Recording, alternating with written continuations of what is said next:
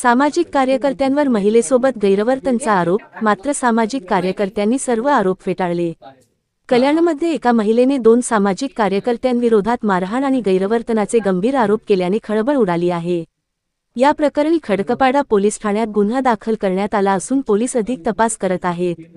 दरम्यान, संबंधित दोन्ही सामाजिक कार्यकर्त्यांनी हे सर्व आरोप फेटाळून लावत बदनामी करण्यासाठी कट रचल्याचा दावा केला आहे।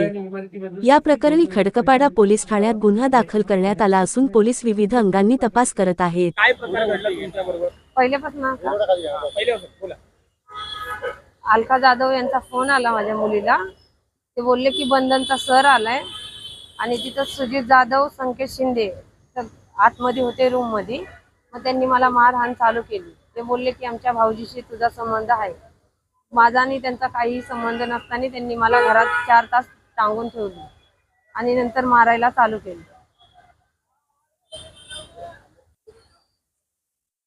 मी त्यांच्या भाऊजीच्या नावावर मोबाईल घेतला 15,000चा, पण हप्ता मी भरला, ऑनलाईन भरलेला आहे। ते माझ्या फोन मध्ये आहे। त्यांनी माझा फोन पण हिसकावून घेतला। पोलिसांमध्ये गुन्हा दाखल केलेला आहे, पण त्यांना काय अजून अटक झालेली नाहीये। त्यांना अटक करणे हीच माझी मागणी आहे। जय शिवराय, जय भीम। मी सुजित अनंत जाधव।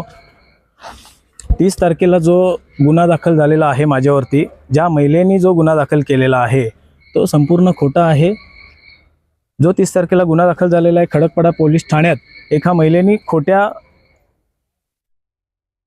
सांगण्यावरून राजकीय दबावापोटी जो काही गुन्हा नोंदवला आहे तो निंदनीय आहे आणि माझ्या त्या गुन्ह्याशी काहीही संबंध नाहीये। उलट त्या महिलेमुळे माझ्या बहिणीचा संसार उद्ध्वस्त झालेला आहे। त्याबद्दल मी आपल्या प्रसार माध्यमातून सविस्तर बोलणारच आहे, परंतु त्या अगोदर मला पोलिसांनी सहकार्य करतील। तपासासमोर जे काही येईल त्याला मी सामोरे जायला तयार आहे आणि मला न्यायव्यवस्थेवरती संपूर्ण विश्वास आहे। माझ्यावरती जे काही खोटे आरोप दाखल झालेले आहेत राजकीय दबावातून, ते न्यायव्यवस्थेवरती मला विश्वास असल्यामुळे मला न्याय मिळेल आणि खडकपाडा पोलीस स्टेशन असेल किंवा अजून पोलीस प्रशासन असेल त्यांनी योग्य ती कारवाई करावी आणि मला योग्य तो न्याय द्यावा। त्या महिलेने जे काही गुन्हे दाखल केलेले आहेत माझ्यावर आणि संकेत शिंदे माझा बालपणीचा मित्र आहे आणि तो पण त्यावेळी घटनास्थळी होता। त्यांचे मिस्टर स्वतः तिथे होते आणि ज्यावेळी घटनास्थळी आमच्या घरी जो काही प्रकार चालू होता, माझ्या बहिणीचे जे काही मिस्टर आहेत आणि त्या महिलेचा जे काही प्रकार चालू असताना मला आईचा नंतर फोन आला की असं असं झालेलं आहे सुजित, तर तू ये। तर मी आल्याच्या नंतर त्या महिलेचा नवरा स्वतः तिथे उपस्थित होता, बरेच महिला होत्या। व्यवस्थित आम्ही त्यांना समजवल्याच्या नंतर सांगितलं पुन्हा ह्या काही गोष्टी अशा करू नको। तरी पण त्या महिलेंनी ज्यावेळी तक्रार केली तेव्हा कोणत्याही एनसीमध्ये आमची नावं टाकलेली नाही आहे आणि आता काही दिवसांनी 30 तारखेला तिकडे जाऊन काही राजकीय दबावाने त्यांना हे करून माझ्यावरती गुन्हे दाखल करून घेतलेले आहेत। न्यायव्यवस्थेवरती मी संपूर्ण माझा विश्वास आहे आणि लवकरच मला न्याय मिळेल। बाकी मी नंतर बोलणारच आहे। जय भीम सगळ्यांना। मी ॲडव्होकेट प्रियंका बागुल।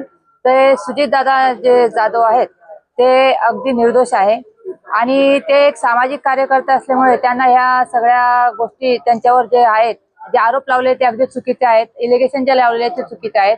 ती महिला आहे, ती महिला एक तर डोक्याने सायको असू शकते, म्हणजे मानसिक स्थिती जी आहे ती सध्या तिथे ठिकाणावर नसल्यामुळे तिने कोणाच्या प्रेशर खाली हे सगळं केलेलं असावं किंवा स्वतःच्या काही एकदम मूलभूत काही गरजा असतील त्या गरजेसाठी त्यांनी त्यांच्यावर खोटे आरोप लावले असतील।